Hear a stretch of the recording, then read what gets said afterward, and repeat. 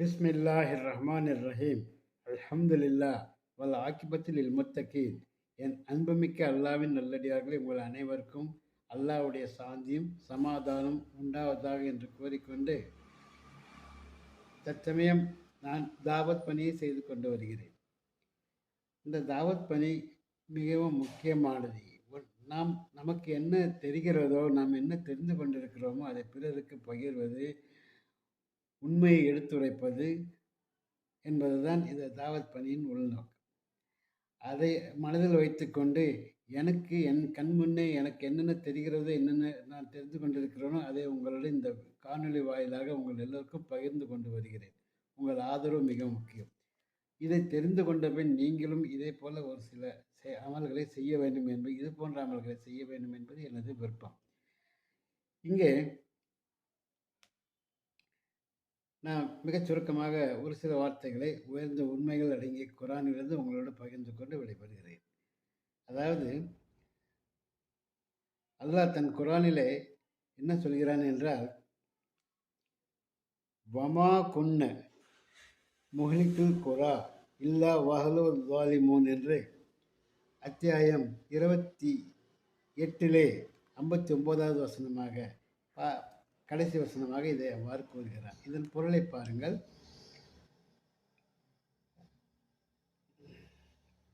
மேலும் எவ்வூர்களையும் அவற்றில் உள்ளவர்கள் அநியாயம் செய்துவிடுவோராக இருந்தாலே என்று நாம் அழிப்பவராக இல்லை. அநியாயம் அதிகரித்து விட்டால், மிகைத்து விட்டால், வரம்பை தாண்டி விட்டால் அந்த ஊரை அல்லாஹ் விட்டு வைப்பதில்லை என்பதாக இந்த வசனம் மூலம் அல்லாஹ் நமக்கு தெரிவிக்கின்றார்.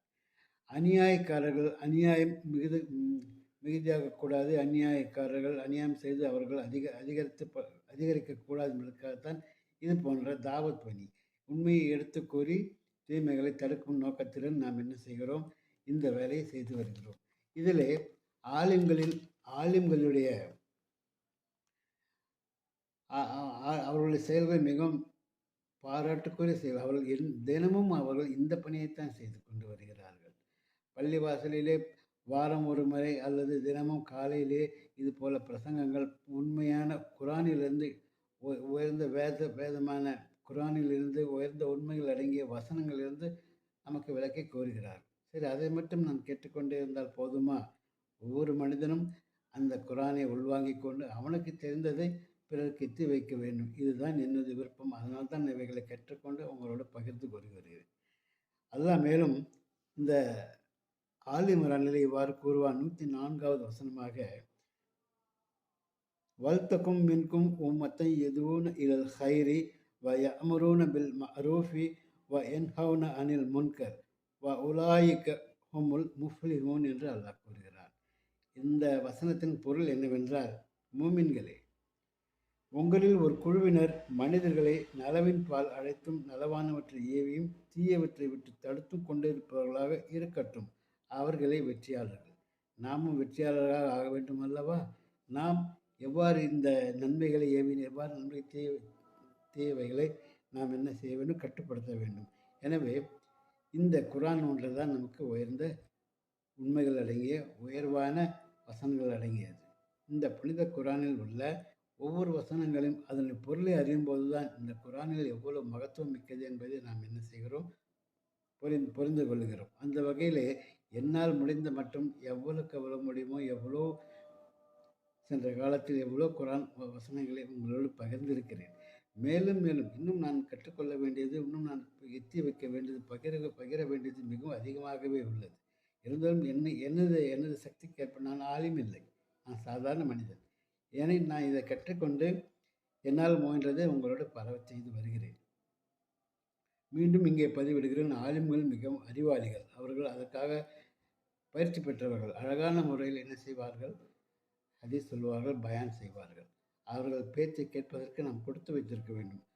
அதுபோக நாமும் நம் மனதை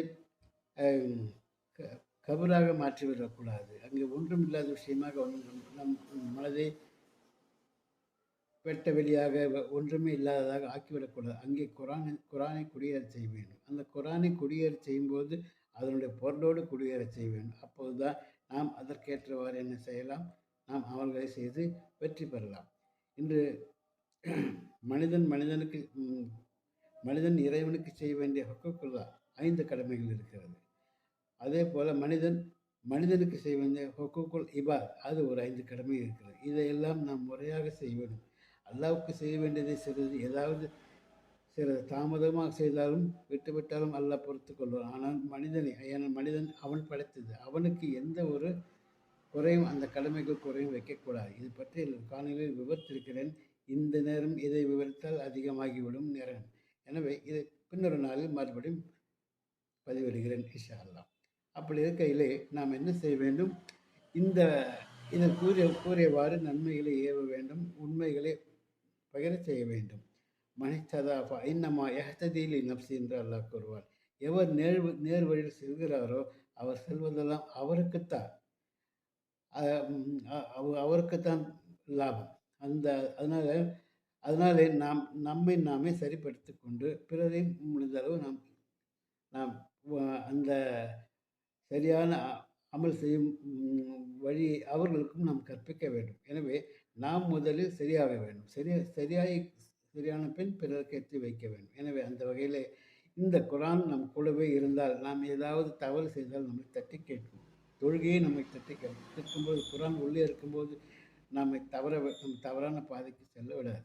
எனவே இதை மனதில் வைத்துக்கொண்டு நீங்கள் குரானையும் பெருமானார் ஸல்லல்லாஹு அலைஹி வஸல்லம் அவர்கள் சுன்னத்தான பயான்களையும் நிறைய கேட்டு படித்து தெரிந்து நீங்கள் என்ன செய்ய வேண்டும் உள்வாங்கிக் கொண்டு அவைகளை உள்ளே நீங்கள் குடியேற செய்து விட்டால் பிறகு நீங்கள் தான் வெற்றியாளர்கள்.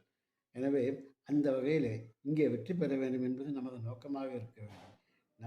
அந்த ஒரே ஒரு காரணத்திற்காக இது போன்ற பதிவுகளை வெளியிடுகிறேன். நீங்கள் எல்லோரும் கேட்டு பயனடைவீர்கள் என்பது மட்டுமல்ல, பிறருக்கும் வெற்றி வைப்பீர்கள் என்று கேட்டுக்கொண்டு வாய்ப்புக்கு நன்றி கூறி விடைபெற்றுக் கொள்கிற வாஹர் தாவானா அல்ஹம்துலில்லாஹி ரப்பில் ஆலமீன். அஸ்ஸலாமு அலைக்கும் வரஹ்மத்துல்லாஹி தஆலா வபரகாத்துஹு.